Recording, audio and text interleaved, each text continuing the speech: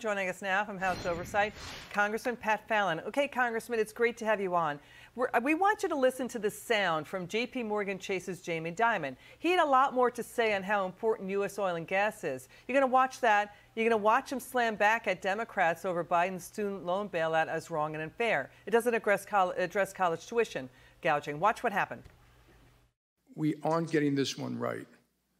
The world needs 100 million barrels effectively in oil and gas every day, and we're going to need it for 10 years. To do that, we need proper investing in the oil and gas complex.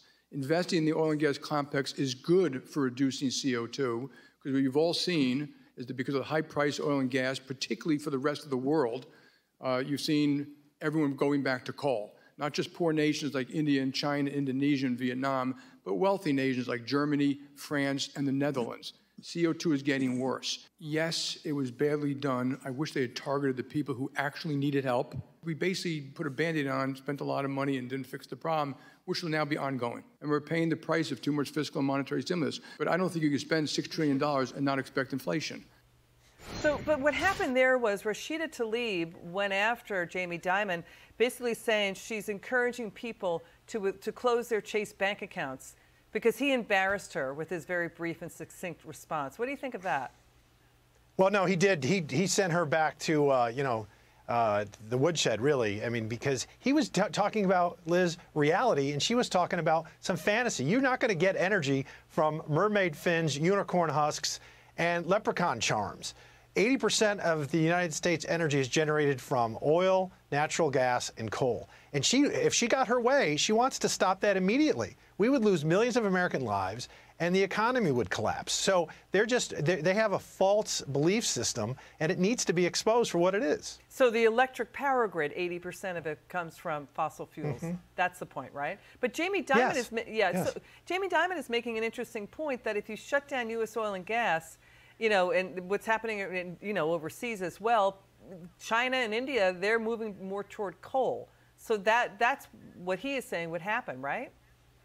Yeah, and let's look at, it's interesting how Ms. Tlaib and the rest of her communist friends never call out China. China, Liz, in the last 20 years, the United States has reduced our CO2 emissions by 30%, more than any other country in history ever. But China's CO2 emissions have tripled. Whereas now, even though our economy is larger than China, they emit 2.5 times the CO2 that we do. China is the problem. We share the same planet. And if we want to solve this issue, we've got to address what they're doing. But we've got, the U.S. energy policy under this White House shutting down U.S. oil and gas. Mm-hmm.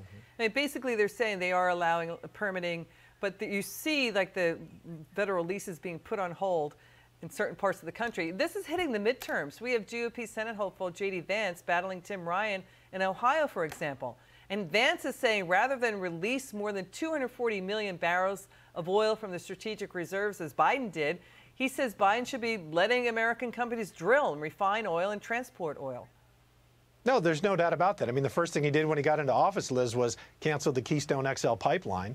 And then within the first week, he put a freeze on the leases and permits for drilling on federal lands and waters. That was a really bad move. And then they've just increasingly declared war on the American energy sector. It doesn't make any sense. It's not putting America first. It's putting America last. Congressman Pat Fallon, thanks for joining us. It's great to have you on.